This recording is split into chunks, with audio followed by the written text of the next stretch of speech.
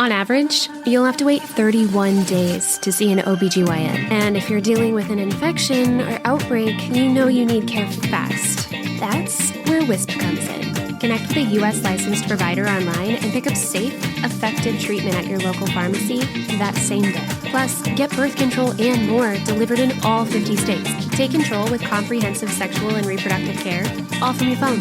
Wisp. That's hellowisp.com. The waiting room can wait.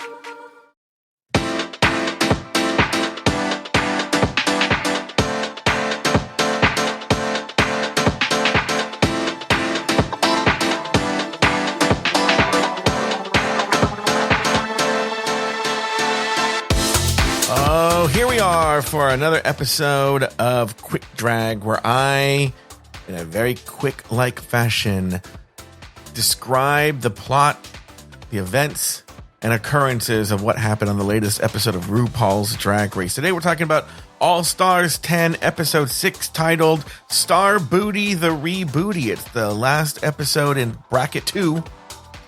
So we had the first three queens who went home in bracket 1, went home, and the first three queens that went forward in bracket 1, and now we have three more queens in the semifinals of RuPaul's Drag Race All Stars season 10. But before that, before we get my friend Lauri on the phone, let's talk about some what do they call it? Like housekeeping stuff. We're going to have a sub in for Taylor, and it's not Nathan Patrick Brown, and it's not Robert Mata. I'm going to leave you guys guessing who it is. By the way, anybody who correctly guesses, I would be really kind of shocked, because this person, I don't know, actually don't have confirmation, so I'm not sure if this person's ever been on the show, so I shouldn't put my foot in my mouth prematurely. Okay, let's talk about, I'm going to keep it quick. I set everything I had to say to my ChatGPT friend, and they boiled it down into like a call to action. I'm going to try it right here. I don't know if I'm going to like it or not, but here we go. Join the Afterthought family today. Start with our free tier to explore hundreds of hours of content, live videos, and uncut episodes of Drag Race Recap. Plus, exclusive access to our Discord community and 24/7 Afterthought Radio. You can also then upgrade to the premium tier for the best value, get everything in free, plus early access to uncut commercial-free recaps, live recordings, and thousands of hours of bonus content. By the way, on the free tier, you get access to hundreds of hours of bonus content. Now, if you want an amazing Afterthought experience, treat yourself to the executive tier, unlocking Just Between Us Girls and even more exclusive content. All tiers are ad-free, and why would there be an ad? And they're available on the Patreon app or website. Now, if you use Apple Podcast, you guys can talk. Apple Podcast users can subscribe directly in-app to enjoy Drag Race Recap and Just Between Us Girls. How do you do this? Let's talk about the Patreon side. Download the app, look up Afterthought Media, subscribe as a free member or a premium tier member right there in the app. You can also go to the website, patreon.com/afterthoughtmedia. For Apple Podcast, if you're an Apple Podcast user, just go to the main page of our show. Just like click on it, you'll see subscribe for premium features or something like that. And then you get it right there, and you pay for it through the Apple Podcast app. It's very, very easy. And you can do all that right there on your phone. Everything can be done in your phone, which is fantastic. Now, with that said, let's call my good friend Lauri and Kay Roggenkamp and talk about what happened on this episode.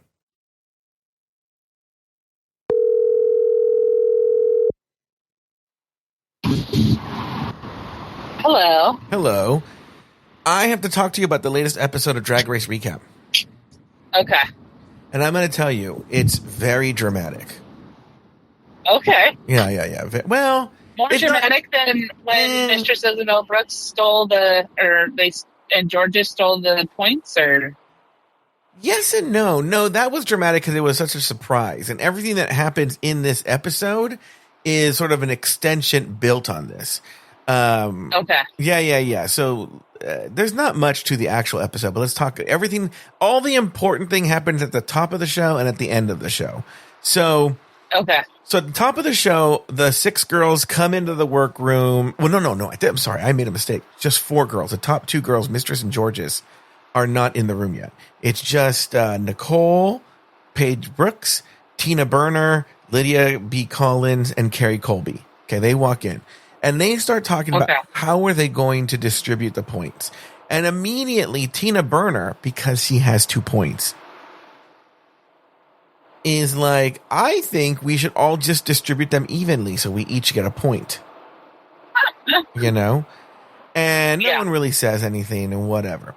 And then Mistress and Georges come in. And of course, Mistress is causing trouble and trying to get people to give her a point and stuff like that, right? But here's how they actually distribute the points. Nicole Paige Brooks gives her point to Carrie Colby. Okay. Carrie Colby gives her point to Lydia. Okay. Tina Burner gives her point to Nicole. Okay. But she thought Lydia was going to give it to her. No, Lydia gave her point to Carrie Colby because unbeknownst to Tina, Carrie and Lydia had agreed to give each other their points. So Carrie gave her point to Lydia, and Lydia gave her points to Carrie. So now, as it stands, here's the point distribution, now with everything settled. Mistress and Georges have 4.5 points each. Okay. Lead. Lydia now has 4 points because Carrie gave her a point. Tina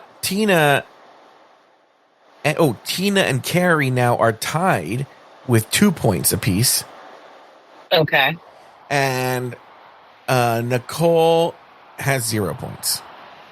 Okay. She still has. Oh, I thought she got. No, 1 point. You're right. Yeah, she has 1 point. She has 1 point. Okay. Thank you for correcting me. And now Tina gets pissed off because she thought Lydia was going to give her point, which would have bumped her up to 3, but she didn't. So she's pissed, and now she's kind of grumbling about it. Okay. Yeah. And so that's whatever. Okay. Now the next day they come in, they get around the table, and Nicole Paige Brooks. No, it must be Tina. Somebody, I got to check this is correct. Someone's upset that Carrie didn't give them her point. I'm thinking it must be Tina. Because Tina ended up getting no points in this whole thing. Okay? So, oh no, I think it is Nicole. I think Nicole thought that she and Carrie would give each other their points because they had both not gotten a point or something like that. But then Tina goes off on Lydia about Lydia not giving her the point. And Lydia in a confession, Lydia's just kind of like whatever to her, like, oh, I don't know, I just, I felt Carrie did that. This gives some bullshit answer. But in a confessional, Lydia is like, why would I give Tina a point? That gets her closer to beating me and taking that 3rd spot. Because I'm behind. Yeah. I need to try and stay in that 3rd spot. If I give Tina a point, I'm essentially giving her a chance to pass me. So I'm not going to do that, right? That's what she said. But she should have told Tina that in person. Yeah, but she should have. But then I'm very curious to hear what you say here. Mistress chimes in, and she's like, oh, well, that's weird because she starts telling Carrie and Nicole. She goes, yesterday in Untucked, Tina and Lydia were telling me and Georges how they were going to do to you guys what we did to you guys in episode 1, right? Okay. And Tina flips out and she says, that's not true. And so then they show the clip from Untucked, and Mistress suggested to them Mistress suggested to Tina and Lydia that they screw over Carrie and Nicole again, right? Yeah. And Tina's like, changes the subject, and Lydia's like, oh, I don't know, I got to think about that or something, right? And then in a confessional, Mistress is like, ha, ha, ha, ha. I love telling these little white lies just to get a reaction out of people. And, of course, Tina flips out, and Mistress is just laughing at how Tina's flipping out that she didn't say this. And Mistress even goes so far as to say, like, no, Lydia was the one who was against it, and Tina was the one who was really trying to get Lydia to do it. And Tina's just getting really angry, and I'm very curious to hear what your thoughts are about that. Well, I mean, it's just gaslighting. It's just pure and simple. Yeah, it's just like, it's not a white lie. You're just blatantly falsifying information to make the another person seem like they're, doing something that they're not. So I thought you were going to say that it's very Joe Batanz to do that. Oh, it is it's very you. You're a gaslighter. Oh my God. You're ridiculous. But I think the thing that I think it's more severe than what you do.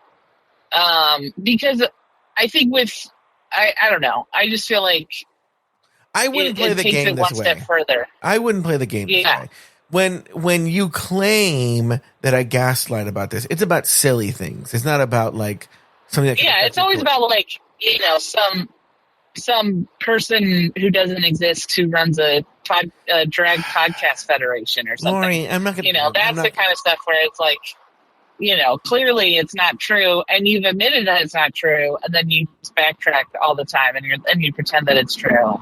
So Lauri, we have then RuPaul enters the workroom and delivers this week's maxi challenge, and what the girls will be doing, they'll be starring in the RuPaul musical Star Booty, the Rebooty. Because I don't know if you remember this, but RuPaul was in a low budget film where she played this character named Star Booty. I think it was like a hooker and a spy or something like that, right? Oh. And so they're going to they're going to be a musical, but it's going to be with RuPaul playing Star Booty and the girls in different teams. And there's one team that's Do you know what the movie was? Yeah, it's called Star Booty. Oh, she didn't just play a character. She was the whole movie. She was she's the whole movie. I've never seen this movie. I'm sure it's really I gotta watch that. Yeah, I don't know where you can watch it. It for sure is, but I gotta still watch it. All right, sorry. Now you're making me curious. Maybe I want to watch it. Okay, so then there are two teams. There's the Booty Squad, and that's like the good girls. I'm not going to get into each different role. Then there's the Villain Squad, and they're called the Agents of Puss. So back in the workroom, they start to choose the characters. And Mistress, I don't know. My job is not to recap here. My job is just to present the facts. But essentially, Mistress tells everybody what role they're going to have, and they all obey. Okay, so Mistress decides. Did she win something? No. There's no. She just tells them. There's no. This is it. I mean, I gotta be honest with you. I feel like everybody's just sort of allowing Mistress to be like that. But I don't feel like anyone's really from what you're telling me. I don't feel like anyone's really. I mean, people are getting upset, but nobody's like, "Hey, we're not doing this. You need to shut up." They're like getting upset and they're saying, "We're not going to do this," and then they do it. It's very strange. Yeah. You're right. Yeah, they go like, "No, this is stupid," but then they still do it. Yeah, and then we go in the workroom. They basically that she keeps her friends, keeps Georges and Lydia with her. They're on the villain team. And then she puts Tina, Nicole, and Carrie on the good girl team. And then from there on, it's a pretty standard episode. They have the recording session with Leland. Nothing crazy happens there. They have a choreography session with Adam Shankman. Nothing happens there. And then it's elimination day. And, there's, chitter chatter, whatever. And then Mistress brings up these points again, how they're going to be delivered. And Tina gets really fucking upset and they have words because Tina's like, you're not going to, because she feels that Mistress is gaslighting everybody. She's trying to get Carrie to give her point. And Tina yells at Mistress is like, stop gaslighting. And then Mistress is like, bye, Tina. Bye. Just whatever. Then we go to the main stage, and Carson Kressley is one of the guest judges, and so is Adam Shankman, who is the choreographer. And then they show Star Booty, the music, the Rebooty, and it's honestly, to me, it's kind of, there's not much to it. The plot is Star Booty's kidnapped, then there's a musical number with the good girls, then there's a musical number with the bad girls, then there's a joint musical number, and then like, RuPaul's like, no, I escaped, and then they all dance, and that's the end, right? Mm-hmm. Yeah, exactly. Then they have the runway, and that theme was Wild Wild West. And then we go to the critiques, and then the deliberations. Nothing crazy happens there. And then now it's time for what we've been waiting for, okay? So the girls come back out, and RuPaul names the top two queens. And they are Georges and Lydia. So now at this stage, they're for sure going through because Georges now has Georges has 6.5 points going to the lip sync, and Lydia has 6. No, Lydia has 6. Lydia has 6. Georgia has 6.5. They do the lip sync. It's to Texas Hold'em by Beyonce, and Georgia wins the lip sync. So now she's at 7.5. Lydia's at 6. And now you have the 4 MVQ points that they have to distribute. Now, before they do that, RuPaul announces to them and surprises them that they're going to be awarding the MVQ points right then. This is right before the lip sync. So right after the lip sync, they're going to award the MVQ points. The girls don't know this. So they're like, oh my God. Okay. So as they're walking back, on one side of the stage is Tina and Nicole, and on the other side are Mistress and Carrie. And Tina and Nicole say, so I guess what must have happened in Untucked, I didn't watch Untucked, is that Mistress and Carrie agreed to give each other a point. Because Tina and Nicole seem to be aware of this, okay?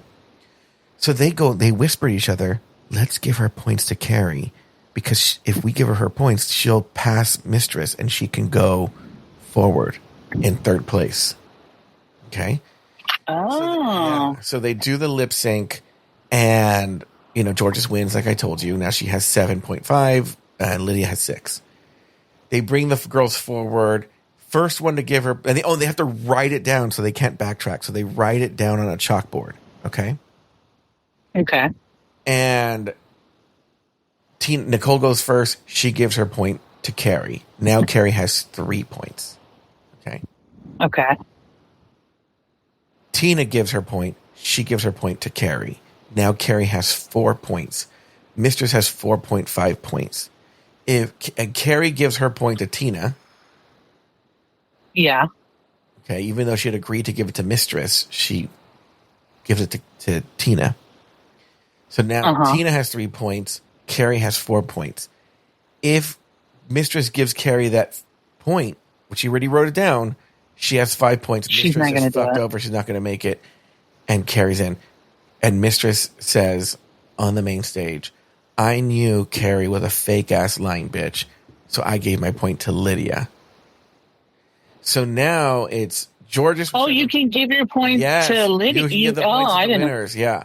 So now Georges has 7.5, Lydia has 7, and in 3rd place, Mistress with 4.5 points. She's going through so the top 3 are Georges, Lydia, and Mistress. I mean, to be fair, Mistress played a smart game, Mm-hmm. I mean, not necessarily, I don't know if it's maybe smart, but she was definitely ruthless. So, yeah. And that's how that episode went. And I'm going to reserve my judgment and my recapping and my reflections and all my thoughts for the recap show. But Lauri, did you have any thoughts you wanted? We're going into the next bracket now. And the next bracket, I don't have them in front of me, but it's like Acid Betty and Ginger Minge and Cynthia Lee Fontaine and Dia Betty and Alyssa Hunter and Denali. I literally just named them all. So this is a whole new crew. The 3rd bracket's coming. That's the last bracket. And then once you have those top 3 queens, then we're going to go into the semifinals. Into the semifinals. Yep. I'm interested to see how the new group of girls play the game. I will say my hope for the semifinals is that they don't allow Mistress to kind of take over, because I feel like that's what she's gonna hope to do, and I would love for her to be just shut down immediately. So that would be great. I honestly think those. Yeah, I don't know how it's gonna go. That's good, because in the previous bracket, no one played the game that way. Yeah. But nobody fought for it. I feel like Mistress also was the one who kind of fought for it. And I don't know how the semifinals work, so that's really interesting too. That's true. There could be different rules. Yeah. So. Yeah. But I'm interested to see how this new bracket of girls, if they take the more game camaraderie route, or if they do more cutthroat stuff. Yeah. But yeah. All right. Well, we're gonna find out. All right, Lauri. Well, I'll call you next week with the developments for the first episode of Bracket 3, the Purple Group. All right. All right.